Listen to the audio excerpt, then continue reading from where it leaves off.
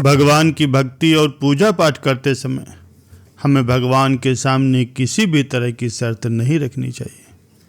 निस्वार्थ भाव से की गई भक्ति और पूजा ही सर्वश्रेष्ठ मानी जाती। प्यारे सज्जनों, जीवन में जो कुछ भी मिल रहा है उसे भगवान का आशीर्वाद मानकर स्वीकार करना चाहिए और सदैव संतुष्ट रहना चाहिए। यही जीवन में सुख और शांति बनाए रखने का मूल मंत्र है। बहुत पुराने समय में एक राजा की सेवा में एक नया सेवक नियुक्त हुआ। राजा बहुत ही विद्वान था और अपने आसपास के सभी लोगों का ख्याल रखता था। राजा ने अपने उस नए सेवक से पूछा, बताओ तुम्हारा नाम क्या है? सेवक ने जवाब दिया कि महाराज, जिस नाम से आप बुलाएंगे वही मेरा नाम होगा। राजा ने फिर पूछा, बताओ तुम्हें खाने में क्या पसंद है? वो सेवक बोला, महाराज, जो भी आप खाने को देंगे वो मैं खुशी खुशी खा लूँगा। राजा ये जवाब सुन करके हैरान रह गया। उसने फिर पूछा, बताओ तुम्हें किस तरह के वस्त्र पहनना पसंद है? सेवक ने कहा, महाराज, जो भी आप वस्त्र देंगे मैं खुशी खुशी धारण कर लूँगा। राजा ने अंतिम प्रश्न पूछा, बताओ तुम्हारी क्या इच्छा है? सेवक ने कहा, महाराज, एक सेवक की कोई इच्छा नहीं होती। मालिक उसे जैसे रखता है उसे वैसा ही रहना चाहिए। ये बात सुन करके राजा बहुत प्रसन्न हुआ। उसने सेवक से कहा, आज तुमने मुझे बहुत बड़ी सीख दी है। अगर हम भक्ति करते हैं तो भगवान के सामने किसी भी तरह की कोई शर्त या इच्छा नहीं रखनी चाहिए। तुमने मुझे बता दिया है कि भगवान का भक्त कैसा होना चाहिए। प्यारे सज्जनों, भक्ति हमेशा निस्वार्थ भाव से करनी चाहिए और जीवन में जो कुछ भी मिल रहा है उसके लिए भगवान का आभार मानना चाहिए और हर हाल में संतुष्ट रहना चाहिए। प्यारे सज्जनों, भक्त धन्ना जी का जन्म मुंबई के पास धुआन गांव में एक जाट घराने में हुआ था। उनके माता पिता कृषि और पशुपालन करके अपना जीवन यापन करते थे। वो बहुत ही निर्धन थे।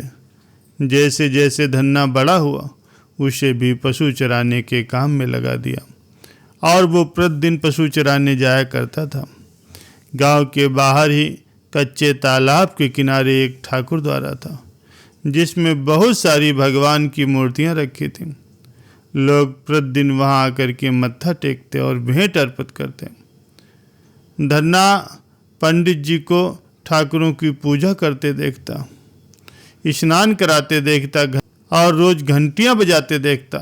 अल्प बुद्धि होने के कारण वो समझ नहीं पाता। एक दिन उसके मन में आया कि देखते हैं कि ये सब क्या हो रहा। उसने एक दिन पंडित जी से पूछ लिया कि पंडित जी, आप रोज ही मूर्तियों के आगे बैठकर ये सब क्या करते हो? पंडित जी ने कहा, ठाकुर जी की सेवा करते हैं जिससे मनोकामनाएं पूरी होती। जब धन्ने को लगन लगी तो उसके माता पिता बूढ़े हो चुके थे और वो अकेला नवयुवक था। उसे ख्याल आया कि ठाकुर को पूजा से खुश करके यह सब कुछ हासिल किया जा सकता है, तो उसे अवश्य ये करना होगा जिससे घर की गरीबी चली जाए और घर में सुख है। ऐसा सोचकर वो पंडित जी के पास गया। पंडित जी ने पहले ही ठाकुर देने से मना कर दिया। वो ठाकुर की पूजा अकेले नहीं कर पाएगा। दूसरा कहा कि तुम अनपढ़ हो। तीसरा, ठाकुर जी मंदिर के बिना कहीं नहीं रहते और न ही वो प्रसन्न होते, इसलिए तुम जिद मत करो और खेतों की संभाल करो। ब्राह्मण का धर्म पूजा पाठ करना है और जाट का काम है अनाज को पैदा करना। परंतु धन्ना टस से मस नहीं हुआ। अपनी पिटाई के डर से पंडित जी ने शालिग्राम मंदिर में जो फालतू पड़ा था उसे उठा करके धन्ना को दे दिया और उसे पूजा पाठ की विधि बता दी। पूरी रात धन्ने को नींद नहीं आई। वो पूरी रात यही सोचता रहा कि ठाकुर को कैसे प्रसन्न करेगा और उनसे क्या मांगेगा। सुबह उठ करके उसने अपने नहाने के बाद ठाकुर जी को स्नान कराया। भक्ति भाव से बैठकर लस्सी और रोटी पकाई उसने प्रार्थना की, प्रभु भोग लगाओ, मुझ गरीब के पास रोटी और लस्सी मक्खन ही है और कुछ नहीं। जब और चीज़ें दोगे तब आपके आगे वो भी रखूँगा। वो बैठा ठाकुर जी को देखता रहा। अब पत्थर भला भोजन कैसे करता। पंडित तो भोग का बहाना बनाकर सारी सामग्री घर ले जाता था, लेकिन उस भले बालक को इस बात का ज्ञान ही कहाँ था। वो व्याकुल हो करके कहने लगा कि प्रभु, आप जाट के घर का प्रसाद नहीं खाते। दादा तो इतनी देर नहीं लगाते थे। यदि आज आपने प्रसाद नहीं ग्रहण किया तो मैं मर जाऊंगा, लेकिन बगैर आपके भोग लगाए मैं नहीं खाऊंगा। प्रभु जानते थे कि ये मेरा निर्मल भक्त है, छल कपट नहीं जानता। अब तो प्रकट होना ही पड़ेगा। 1 घंटा बीतने के बाद धन्ना क्या देखता है कि भगवान श्री कृष्ण रूप भगवान जी रोटी मक्खन के साथ खा रहे हैं और साथ ही साथ लस्सी भी पी रहे हैं। भोजन खा करके प्रभु बोले, धन्ना जो भी इच्छा हो मांग लो, मैं तुम पर प्रसन्न हूँ। धन्ना ने हाथ जोड़कर विनती की, प्रभु जो तुम्हारी भक्ति करते हैं तुम उनके सारे कार्य संवार देते हो। मुझे गेहूँ दाल और घी दीजिए, मैं खुश हो जाऊँगा। यह जूता कपड़े और साथ साथ अनाज, गाय भैंस सवारी करने के लिए घोड़ी और घर की देखभाल करने के लिए एक सुंदर नारी दे दीजिए। धन्य के ये वचन सुन करके प्रभु हंस पड़े और बोले, ये सारी वस्तुएं तुम्हें मिल जाएंगी।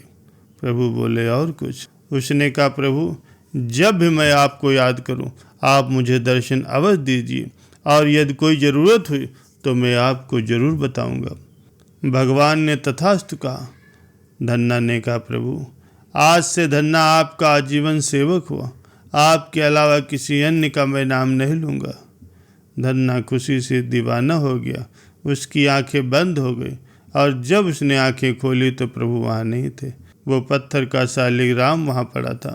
उसने बर्तन में बचा हुआ प्रसाद खाया और उसे तीनों लोकों का ज्ञान हो गया।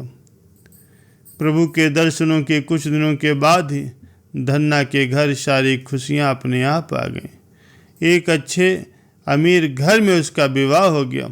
उसके बिना बोई गई भूमि पर भी फसल लहलहाई। उसने जो प्रभु से मांगा था उसे वो सब कुछ मिल गया। किसी ने धन्य से कहा, प्रभु तुम पर अगर प्रसन्न है फिर भी तुम्हें गुरु धारण करना चाहिए। उसने स्वामी रामानंद जी का नाम बताया। एक दिन अचानक ही रामानंद जी उधर आ निकले। भक्त धन्ना ने दिल से उनकी खूब सेवा की और उनसे दीक्षा की मांग की। रामानंद जी ने उसकी विनती स्वीकार कर ली और उससे दीक्षा दे करके धन्य को अपना शिष्य बना लिया और धन्ना भगवान के नाम का सुमिरन करने लगा। प्यारे सज्जनों, भक्ति हमेशा निस्वार्थ भाव और साफ मन से होनी चाहिए।